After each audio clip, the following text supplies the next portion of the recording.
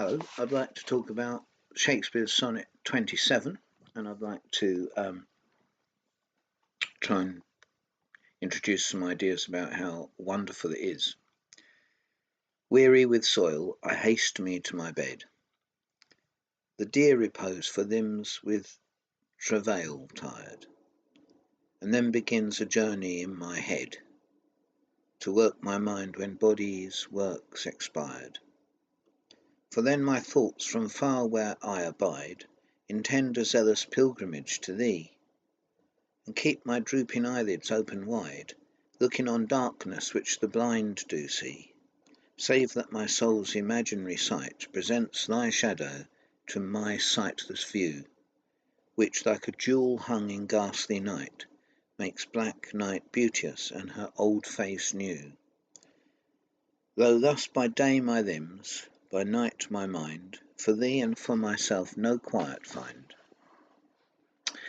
Well, it's a magnificent sonnet. Have you ever fallen into bed? I'm sure you have, where you're exhausted physically, but your mind goes on a journey. Well, that's what this poem's all about. Now, the important thing is that there's been lots of poems about thinking about your loved one at night, thinking about how wonderful that person is, and not being able to stop thinking about her when you can't sleep. But it's the way that Shakespeare does it that's important, the precision of his language and the effects that it creates. Within this tight structure of the sonnet form, you have three quatrains, so you have 4 lines, 4 lines, 4 lines, and then a concluding couplet. And then there's a regular rhyme scheme, a regular rhythm, and a regular iambic pentameter, the 5 feet of each line, with the same stress repeated. And within that tight restriction, he has produced a firework display of effects. Let's have a look at it together. Weary with toil, I haste me to my bed. Well, we all know that, don't we? When you hurry to your bed because you're so tired. But we feel, even in the first line, that something else is going on.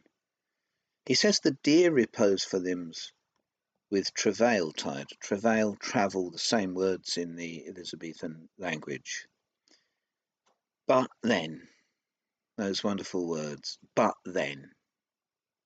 So he's in bed, he's resting, but then begins a journey in my head. So one journey is finished, another journey starts.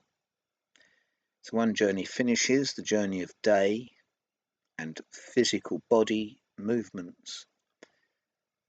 Then the journey of the mind starts at night. This is another journey, and this poem enters us into another world. To work my mind when body's work's expired. Think of expired as the last breath, as the end of life. It's the end of day, and it's the beginning of another life, this imaginary spiritual life. For then, see, but then, for then, this argument continues. The next quatrain begins, for then, my thoughts from far where I abide. So the object of his love, the person he loves, is a long way away. From far where I abide, intend a zealous pilgrimage to thee. Now, there's a wonderful sort of circular feeling of energy there. The object of his desire is far away, but the thoughts will intend a zealous pilgrimage to thee. Zealous, echoing jealous. There's jealous in that. Jealous that the object of his love is not there. And interestingly, words do have shadows to themselves in this poem, which you look out for, because the whole poem is a shadow. It all builds up to this incredible sight of the soul, which is so well described that we don't even see it properly. It enacts the way he sees it, the mystery of what you see in your imagination. And keep my drooping eyelids open wide. You can picture that, can't you? Somebody's in the darkness with their eyes open wide, and a magnificent line, looking on darkness, which the blind do see. That is a type of darkness that has no light in it at all.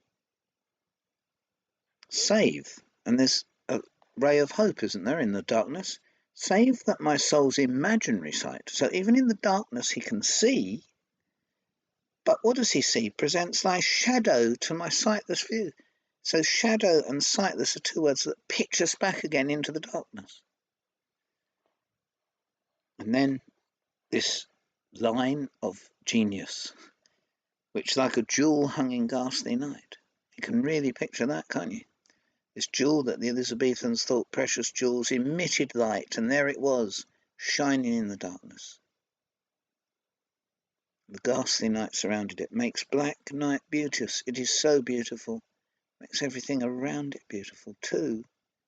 And her old face new. It has a transformative power, this spiritual vision. But isn't it interesting that the clarity of it is smudged into the shadows and the half-lights, if you like? Presents thy shadow to my sightless view, which like a jewel hung in ghastly night makes black night beauteous, and her old face new. We still can't see it, can we? But we get the impression of this beauty. And then the concluding couplet, though thus by day my limbs, so a reference back to the day, by night my mind, for thee and for myself no quiet find. He's thinking that in some way she too will not be quiet in her bed, or him in his bed. It doesn't matter. The object of the love. Isn't it wonderful?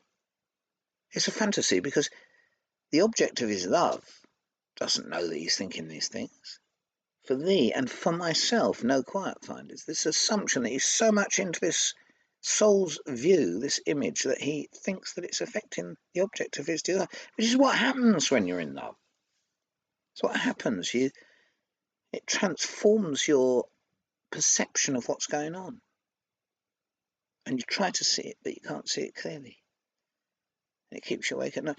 But a magnificent example of genius. If you changed one word of that, it wouldn't. You couldn't. It's so well put together. Words are so well thought out, so well put together.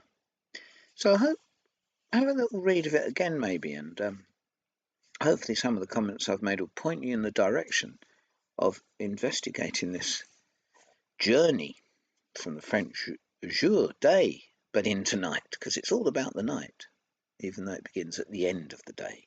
It's a wonderful poem, and I hope that my notes to you are useful. And I'm hoping to do more comments on more of Shakespeare's sonnets and other great poets too. So thank you for listening. Bye for now.